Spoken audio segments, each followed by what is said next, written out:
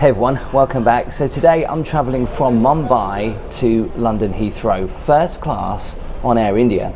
Now it's fair to say that Air India first class has had some mixed reviews. Now apparently they're in the process of upgrading a lot of their planes. However, the plane that I've got going back to London Heathrow isn't your typical Air India plane. We'll see why later. But first, let's head to the Air India first class lounge.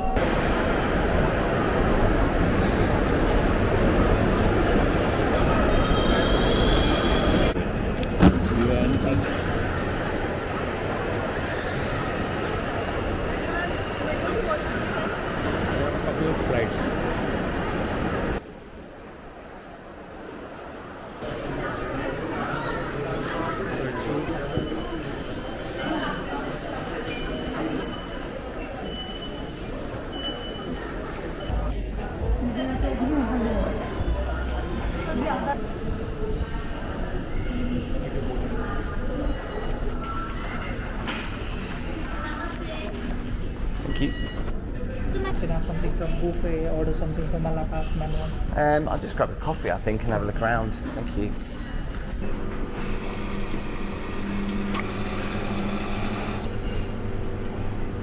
We've got a la carte options, but they've also got a buffet up there. You know, it's pretty amazing that they took me through my own first class security and also my first class immigration area, which I've never had before. It's actually separated into two areas, so there's the business class area and then this is the first class area. It's not the biggest lounge in the world, but yeah, it's quite nice. These chairs are interesting. So let's have a bit of a look round.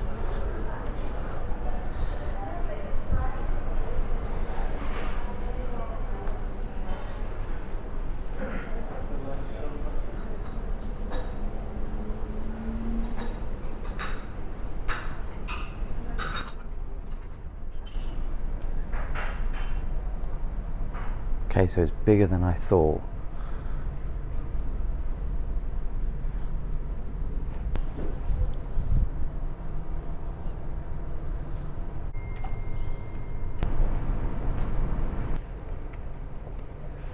Look at that, they've got a business centre.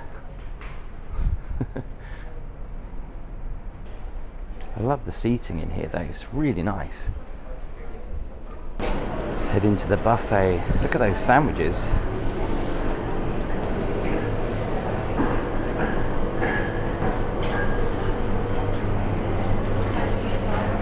Just literally outside the lounge, I wanted to show you this. Don't know how many people walk up here and see this. Never seen that in an airport before, look at that. That's impressive. Just above the lifts. And it continues all the way along.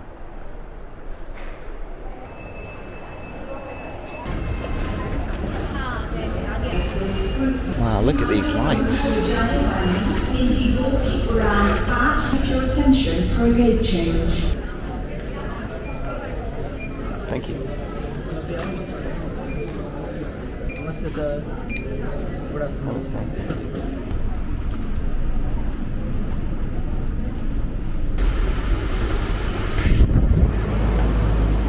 Namaste. One window. Thank you.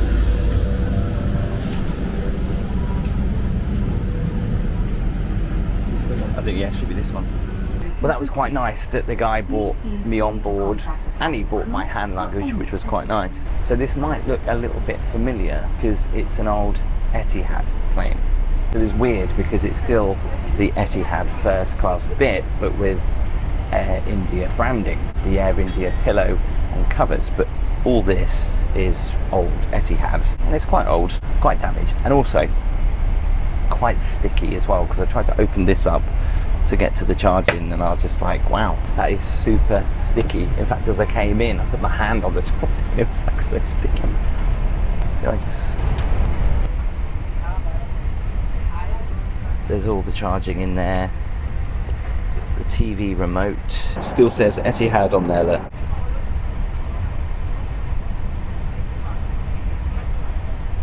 The seat still has massage.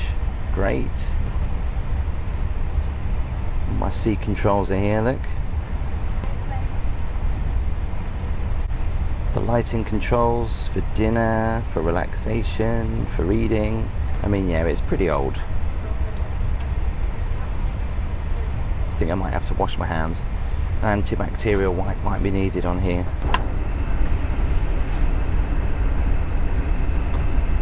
Got some water in there. I mean, it's expected that there's a few stains, don't know whether you can see that, just where you put your head. Thank you very much. It's a little bit sour. So I've just been served with the buttermilk. I've had this quite a lot. It's an acquired taste. It tastes a bit like milk that's kind of gone off, but with mayonnaise, some spices and some salt. Hot out. It's a good rub around first. I guess the best way to explain it, it's like when you book into a Hilton hotel that's been taken over by another brand, but they've still kept all the Hilton kind of feel to the hotel.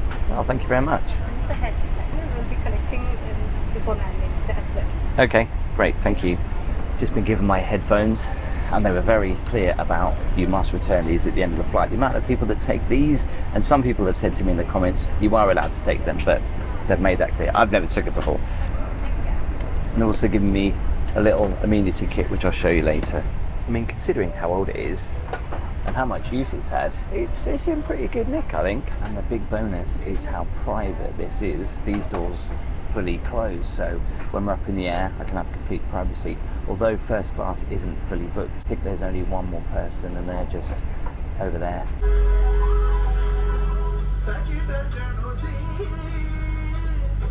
To fasten your seatbelt, insert the metal tip into the buckle and pull the strap.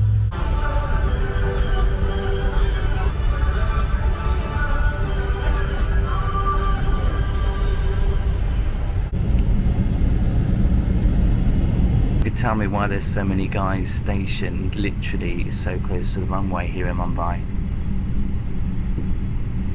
You see that? They're lighting what looks like gunpowder and throwing it up in the air.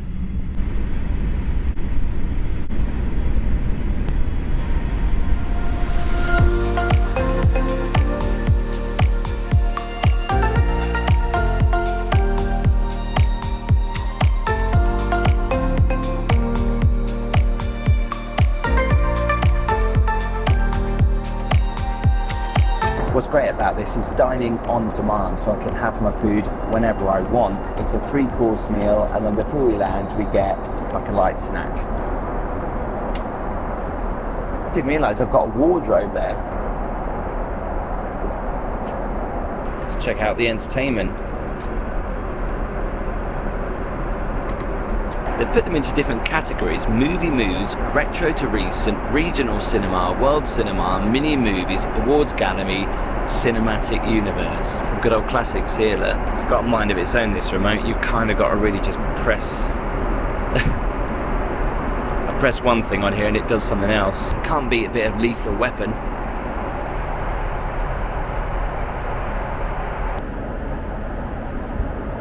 Let's put some lights on.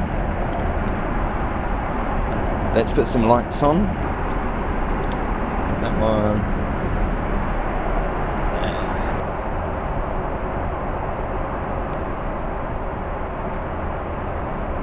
The light's on,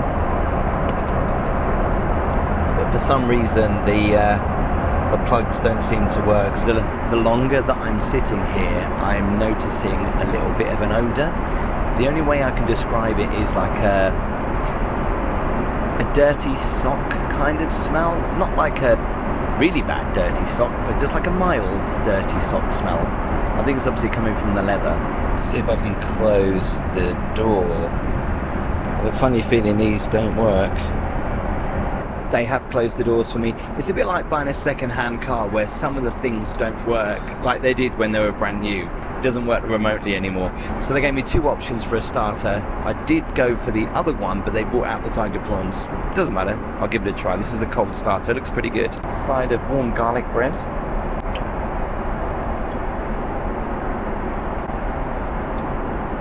So this is the chicken roulade, caramelized onion, goat's cheese filling. I guess I'm a little bit going because the food isn't that hot. It's like warm, basically, lukewarm. Yes, it's lovely, thank you, yeah. No, that's all, thank you very much. Dessert is here, and also some cheese and crackers. Wow, that is really good. It's like a crunchy Black Forest Gatto. Now, although this is a day flight, I am going to try and get a little bit of a nap in. Before I do that though, let's do the toilet review. Let's go check it out. Hello. Thank you.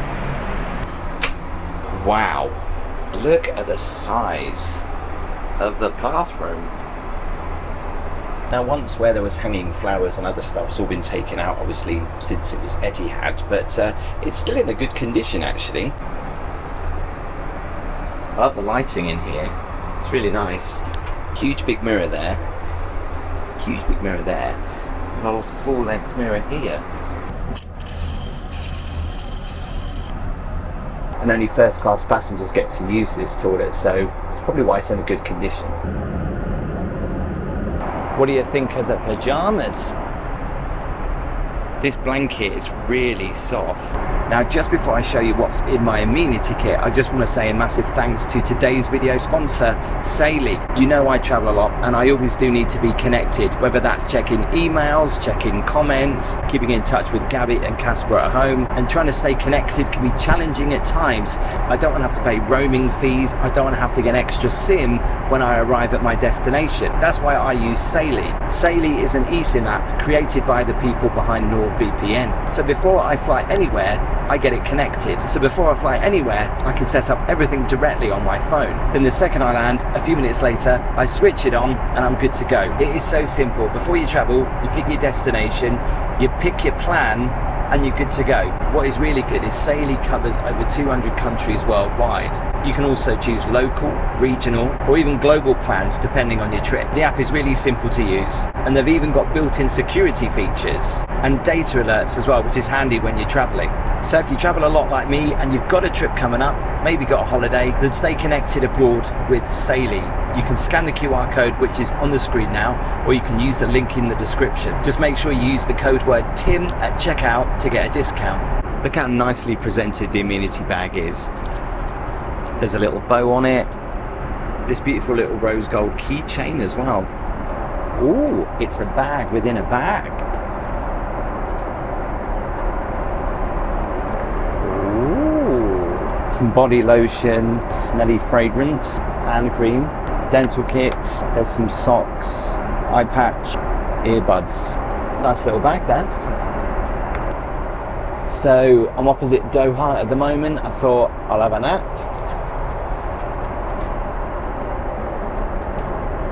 Three huge windows, which is quite nice. This is so very comfy. So much space.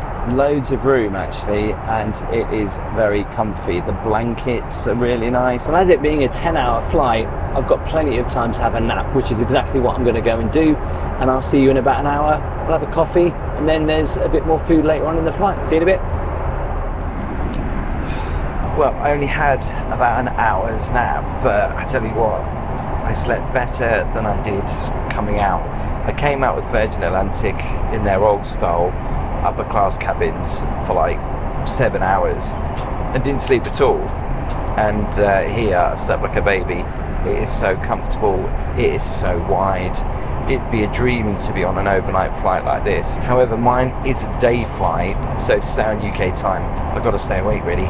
Time to get a cup of tea. I don't know whether the camera picks it up, but you can still see all the stars in the ceiling as well.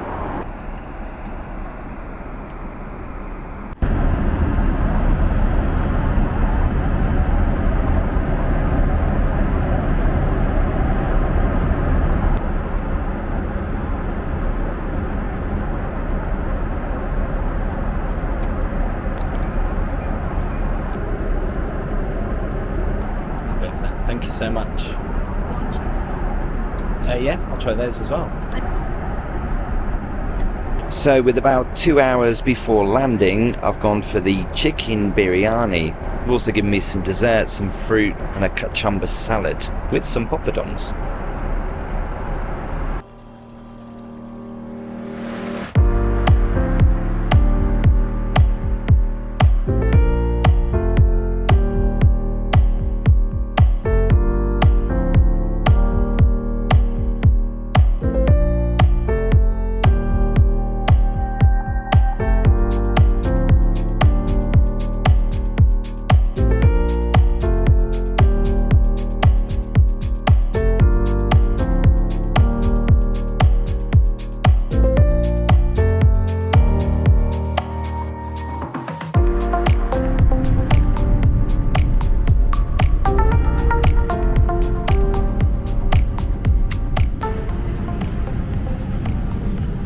Namaste. Namaste. Thank you. Thank you very much. Thank you very much. So how much was it to go first class on Air India? The price I paid was £4,778.37. That is on the high side, and I think the reason for that is jet fuel prices at the moment with what's going on and everything else.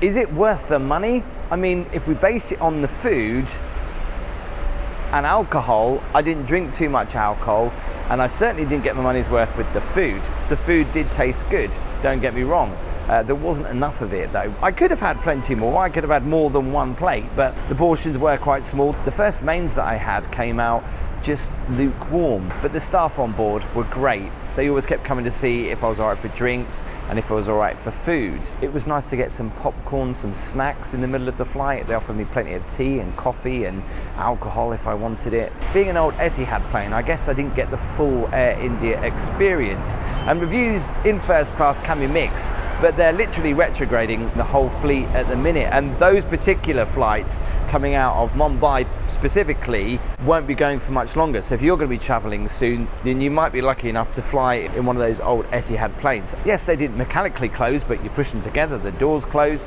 The only problem I had was the electrics, that I was just trying to charge my phone, and for some reason there was no power coming to it. They reset the system, so what they did, they jimmied it a little bit and put a European plug in there, bent it, and it worked for half the time. But I mean, that was it. Yes, it's an old aircraft, there was scratches, there was scuffs, but to be fair, it was cleaner, and I had a better experience than I've had on some British Airways and some Virgin Atlantic first class flights, or upper class. Tell me what you thought. Have you travelled with Air India before? And if you want to check out more first class flight reviews, click here or here, give the video a thumbs up, hit subscribe.